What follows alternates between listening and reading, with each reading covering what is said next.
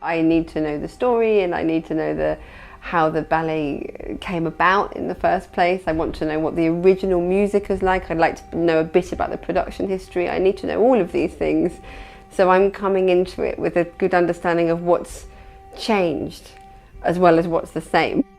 For our Giselle, our artistic parameters are slightly different, and actually they're pushed out further.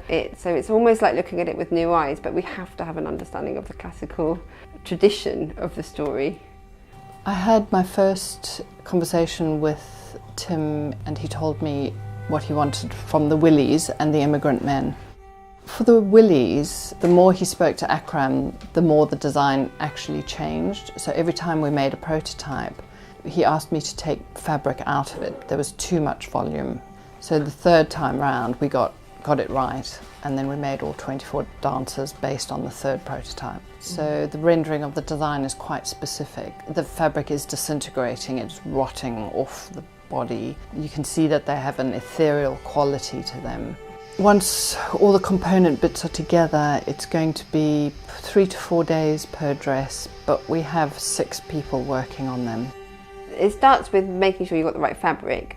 And then we did a lot of dye samples for Tim, of taking lengths of all of the willies are all made of silk on the outside, and taking lengths of this very beautiful silk and doing different treatments to see what makes it look really old, but actually it has to have a lot of integrity because it has to last a really, really long time.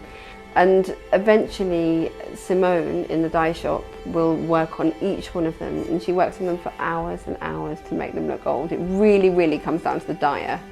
Is that she has to spray into them, they have to all be cut at the edge, each edge has to be frayed, so it's a lot.